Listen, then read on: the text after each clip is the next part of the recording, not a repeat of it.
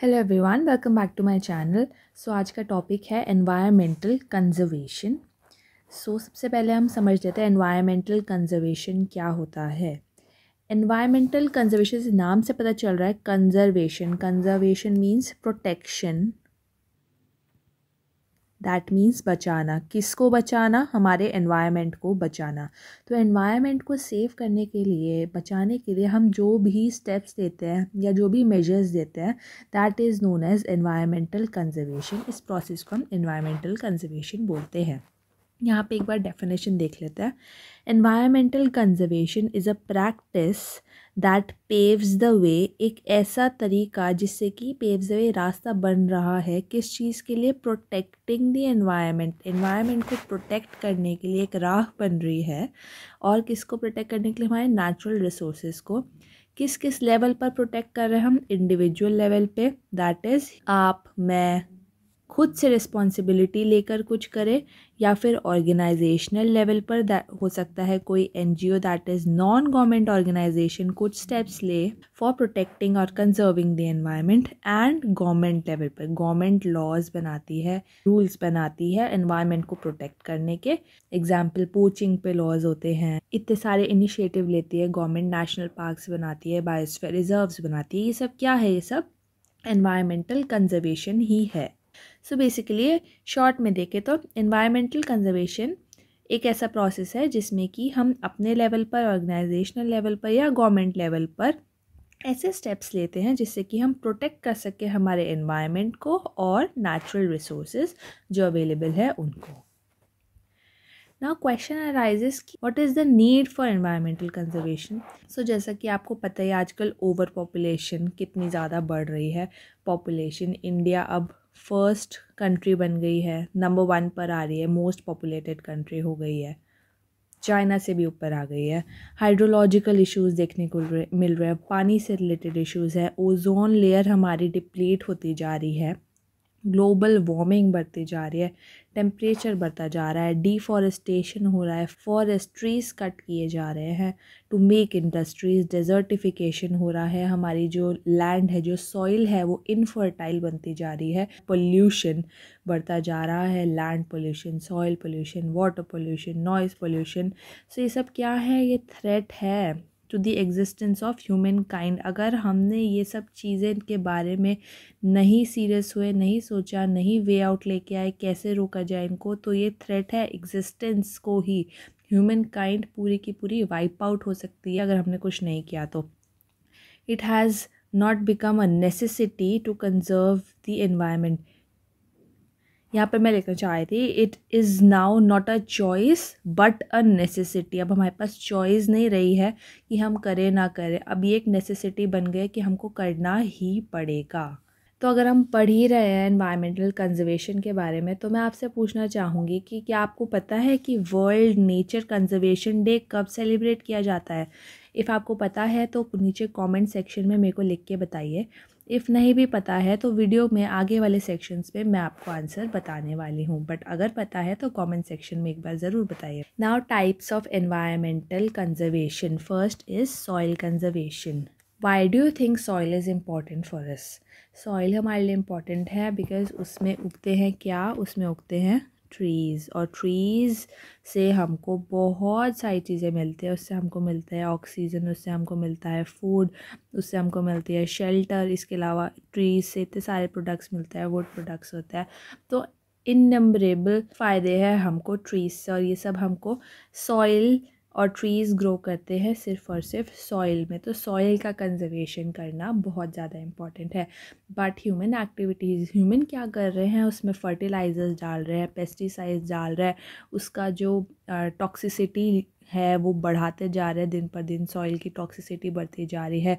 Chemical substance डालते हैं soil के अंदर ताकि जो प्लांट्स है, जो वेजिटेबल्स, फ्रूट्स है, वो जल्दी ग्रो करे।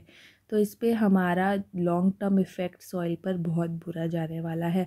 अदर दैन दिस, हम जो है प्लांट्स और जो ट्रीज़ है उनको कट करे जा रहे हैं, तो उसकी वजह से जो है सॉइल इरोजन बहुत ज़्यादा हो रहा है। सॉइल जो है इजीली वाइप आउट हो जाती है फ्रॉम द सरफेस। सो इसीलिए हमको सॉइल को कंजर्व करना बहुत ज़्यादा इंपॉर्टेंट है। हमें ज़्यादा से ज़्यादा ट्रीज़ ग्रो करने चाहिए ताकि सॉइल इरोजन ना हो। हमको फर्टिलाइज़र्स और ये जो केमिकल्स होते हैं, टॉक्सिक केमिकल्स होते हैं, उनको नहीं यूज़ करना चाहिए एग्रीकल्चर में। उसकी जगह हमको मैन्योर्स यूज़ करने चाहिए, कंपोस्टिंग का मेथड अपनाना चाहिए। Next comes forest conservation. अभी मैंने फॉरेस्ट का बारे में बताया कि फ़ॉरेस्ट में हमको ट्रीज़ मिलते हैं और ट्रीज़ से हमको मल्टीपल प्रोडक्ट्स मिलते हैं। ऑक्सीजन सबसे ज़्यादा इंपॉर्टेंट है, जिसके बिना वी कैन नॉट सर्वाइव। तो फॉरेस्ट का कंजर्वेशन करना बहुत ज़्यादा है। डिफॉरेस्टेशन दिन पर दिन बढ़ता जा रहा है, जिसको हमको रोकना है, डिफॉरेस्टेशन को कम करना है एंड एफॉरेस्टेशन बढ़ाना है। Afforestation means growing more and more trees. Trees तो हमको उगाने ही है, साथ में ट्रीज़ को काटना भी कम करना है। Next comes waste management. जितनी भी डेवलपिंग कंट्रीज़ होती है वो दिन पर दिन डेवलप कर रही है। इन उसके जो भी इंडस्ट्रीज़ है, फैक्ट्रीज़ हैं, उससे बहुत ज़्यादा वेस्ट मटेरियल्स निकल के आ रहा है। अब वो वेस्ट मटेरियल कैसे मैनेज कर रहे हैं, वो कहाँ फेंक रहा है, वो बहुत ज़्यादा इम्पॉर्टेंट है। अगर वेस्ट मटेरियल जो है उसको ऐसे ही कहीं भी स्ट्रीट्स या फिर रोड्स पे डंप कर दिया जाएगा, तो that is going to ultimately lead to the soil pollution only, which we don't want. So और इवन हाउस होल्ड से भी जो वेस्ट आ रहा है उसको कैसे मैनेज किया जा रहा है, तो ये सब देखना बहुत ज़रूरी है। अदरवाइज़ अगेन पोल्यूशन कॉज करेगा। और इवन कुछ फैक्ट्री से तो हज़ार्डस वेस्ट भी होता है, जिसका डिस्पोजल तो बहुत ही ज़्यादा इम्पॉर्टेंट होता है कि प्रॉपरली हो, otherwise radiation and all leak कर जाते हैं। इवन आप लोगों ने भी देखा होगा आजकल डस्टबिन्स नए टाइप के आ गए। 2 टाइप के होते हैं, एक ग्रीन कलर का होता है और एक ब्लू कलर का होता है। जो ग्रीन वाला होता है उसमें we are suppose to dump the wet waste, and जो ब्लू वाला होता है उसमें हमें ड्राई वेस्ट डालना होता है। तो हम अपने लेवल पर इतना तो कर ही सकते हैं कि अगर हमें ऐसे डस्टबिन देखने को मिल रहा है तो हम ग्रीन वाले में, अगर हमारे पास लेट्स से पेपर्स है, लेट्स से पेपर है या पेन है, तो हम किस वाले में डालेंगे, ब्लू वाले में डालेंगे या ग्रीन वाले में डालेंगे। पेपर और पेन तो ड्राई है तो उसको हम ब्लू वाले पार्ट में डालेंगे। ऐसे हम अपने लेवल पर सेग्रीगेट करें तो आगे जाके भी सॉर्टिंग ईजी हो जाती है। Next comes marine conservation. Marine conservation means जो हमारे सीज़ और ओशन में एनिमल्स है, जो वहाँ का इकोसिस्टम है, उसको भी हमें कंजर्व करना है। ऐसा नहीं होना चाहिए कि जो फैक्ट्रीज से वाटर डिस्पोज ऑफ हो रहा है, वेस्ट वाटर है, वो डायरेक्टली ऐसे ही हमारी वाटर बॉडीज़ में डंप कर दिया गया। ऐसा नहीं होना चाहिए। उसको प्रॉपर फिल्ट्रेशन सिस्टम से होते हुए फिर जाना चाहिए उस वाटर बॉडी में, बिकॉज़ अल्टीमेटली ये सारे जो भी छोटे मोटे रिवर्स और लेक्स, जो लेक्स पॉन्ड रिवर्स है, ये सारे के सारे हमारे का ओशंस एंड सीज़ में जाके मिलते हैं। एंड वहाँ पर हमारे जो भी मरीन एनिमल्स होते हैं वो ये वेस्ट मटेरियल से अफेक्ट हो सकते हैं, और लार्ज स्केल पर मरीन एनिमल किलिंग भी हो सकती है। और अगर वेस्ट मटेरियल्स जैसे जिसमें केमिकल कंपाउंड्स ज़्यादा हैं, उससे एल्गल ग्रोथ भी बढ़ जाती है, जिससे कि ऊपर एक लेयर फॉर्म हो जाती है एल्गी की, ग्रीन कलर की, आप लोगों ने देखी होगी।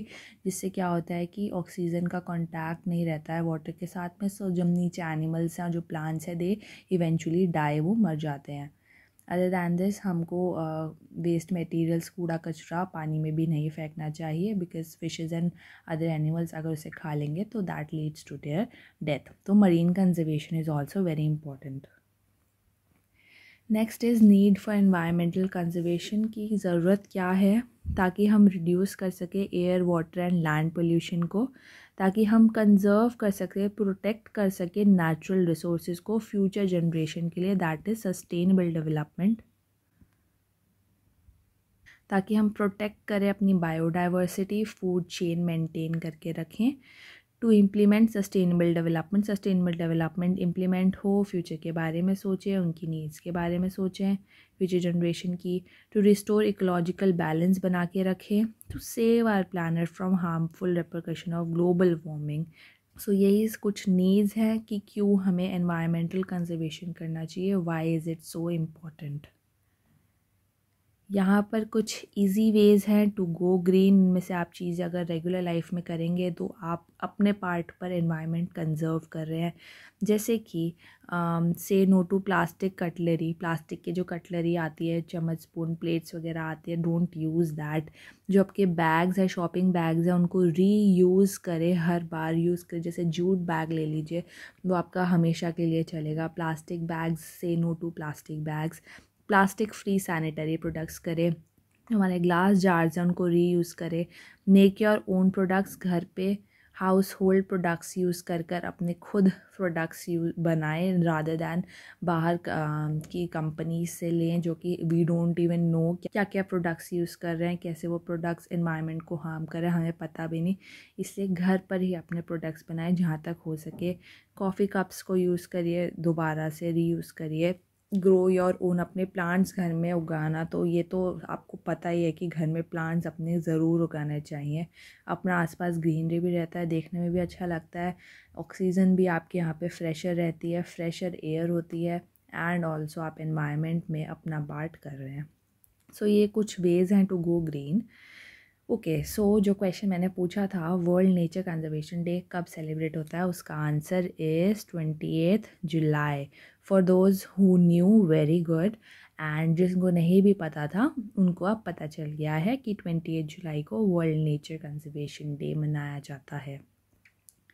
Okay, so ways to conserve the environment, थोड़े बहुत तरीके, जैसे रिसाइकिल करें। जिन चीज़ों को आपको ज़रूरत बार बार पड़ सकती है, उनके लिए कोई ऐसा मटेरियल यूज़ करिए जो लॉन्ग लास्टिंग हो। लाइक जो अभी मैंने बताया कि अगर आपको शॉपिंग बैग एक लेना है तो आप जूट का ले सकते हैं, क्योंकि plastic bags first of all ecologically they are bad, and paper bags फट जाते हैं, एंड पेपर बैग्स के लिए ट्रीज़ भी कट करने होते हैं। सो यूज़ जूट बैग जो कि लॉन्ग लास्टिंग होता है। Eat less meat, animal killing थोड़ा सा कम होए। राशनिंग वाटर का यूज़ आप जितना मिनिमम कर सके, जितना आपको रिक्वायर्ड हो उतना ही यूज़ करें। ब्रश करते टाइम टैप मत खोल के रखिए, या फिर यूटेंसिल्स क्लीन करते टाइम जब फालतू में टैप मत खोल के रखिए। जब आपको रिक्वायर्ड हो आप तब ही उतना ही वाटर यूज़ करिए। वेस्ट को सॉर्ट करके रखिए, जैसे कि मैंने अभी पीछे डस्टबिन वाला कॉन्सेप्ट बताया था, वेट वेस्ट, ड्राई वेस्ट, उसको सॉर्ट आउट करके रखिए ताकि इजी रहे आगे जाके रिसाइकलिंग में। रिस्पेक्ट करें दूसरे एनिमल्स को, don't kill them, don't eat them. Eco friendly stuff use करिए। ट्रीज़ का ख्याल रखिए, grow more and more trees and take care of them because they take care of you. Other than this, अपना public vehicles use करें या फिर अपना private vehicles ऐसे यूज़ करिए जो कि एनवायरमेंटली सेफ़ हो, जैसे कि साइकिल का यूज़ करिए। Think green, plants, grow more and more plants as much as you can, and go vegan. Plant products ज़्यादा से ज़्यादा ईट करिए, मीट प्रोडक्ट्स थोड़ा सा कम करिए, जितना हो सके प्लांट प्रोडक्ट्स यूज़ करिए। What about renewable energies? को पता है रीन्यूएबल एनर्जीज़ या नॉन रीन्यूएबल एनर्जीज़ क्या होती हैं? सो रीन्यूएबल एनर्जीज़ वो होती हैं जो कि हम ऐसे सोर्सेज से एनर्जी बना रहे हैं जो कि फॉर एवर के लिए अवेलेबल है। लाइक सन हो गया, सनलाइट हमारे पास हमेशा रहेगी, तो सन से एनर्जी कौन सी होती है? सोलर एनर्जी होती है, तो वो एक रीन्यूएबल एनर्जी हुई। और फिर आती है नॉन रीन्यूएबल एनर्जी, जो कि ऐसे रिसोर्सेज से यूज़ की बनाई जाती है जो कि रिन्यूएबल नहीं होते, मतलब फॉर एवर के लिए हमारे पास नहीं है, जैसे कि कोल हो गया, पेट्रोलियम हो गया, नेचुरल गैस हो गई, ऑयल हो गया, ये सब चीज़ें हो गई। तो आई वांट कि आप इसमें सॉर्ट करें। यहाँ पे 1 2 3 4 12 हैं टोटल यहाँ पे आपके पास सोर्सेज, एनर्जी सोर्सेज, एंड आपको इनमें से बताना है कि कौन कौन से रिन्यूएबल है, कौन कौन से नॉन रिन्यूएबल है। आई वांट कि आप कमेंट सेक्शन में सॉर्ट करके कमेंट करें और मुझे बताएं। जैसे कि इसमें एक एग्जांपल दे रखा है, ग्रीन से मार्क कर रखा है कि हाइड्रो पावर जो है वो रिन्यूएबल है, ग्रीन में मार्क कर दिया। Hydro power, hydro means related to water, तो वाटर तो हमारे पास आपको पता है प्लेंटी ऑफ वाटर अवेलेबल है अर्थ पे, तो वो तो कभी ख़त्म ही नहीं होगा, तो उससे जो पावर होगी वो फॉर एवर के लिए हम यूज़ कर सकते हैं। मतलब फॉर एवर के लिए यूज़ नहीं कर सकते, मतलब कि फॉर एवर के लिए अवेलेबल है प्रोड्यूस करने के लिए। तो ये रिन्यूएबल एनर्जी हो। ऐसे इन सब में से बताइए कि कौन सा रिन्यूएबल है और कौन से नहीं। ओके, सो यहाँ पर मैं लेके आई हूँ a quote given by Robert Swan who is an author. The greatest threat to our planet is the belief that someone else will save it. कोई और कर देगा, हमारे करने से क्या होगा, मैं अकेली करूँगी तो कुछ होगा क्या? ऐसा नहीं है। हमको खुद सेव करना है इस एनवायरनमेंट को, हमको रिस्पॉन्सिबिलिटी लेनी है ऑन अ पर्सनल लेवल। छोटे से स्टार्ट करेंगे तभी कुछ बड़ा इम्पैक्ट आएगा। आप ही बचा सकते हैं, आप ही रह रहे हैं यहाँ पे, आप ही पढ़े लिखे इंसान हैं, राइट? तो आप अपने लेवल पर इनिशिएटिव लीजिए, सब अपने लेवल पर इनिशिएटिव लेंगे तो ज़रूर कुछ होगा। सो this was all for this video. Thank you for watching. I hope आपको समझ आ गया कि एनवायरमेंटल कंजर्वेशन क्या होता है, हम कैसे कर सकते हैं, उसके टाइप्स क्या हैं। इफ़ वीडियो पसंद आया है तो लाइक करिएगा, शेयर करिएगा अपने फ्रेंड्स के साथ, and also subscribe to my channel. Bell icon भी दबा दीजिएगा सो दैट नोटिफिकेशन मिल जाए जब भी मैं कोई न्यू वीडियो अपलोड करूँ। So this was all, bye bye.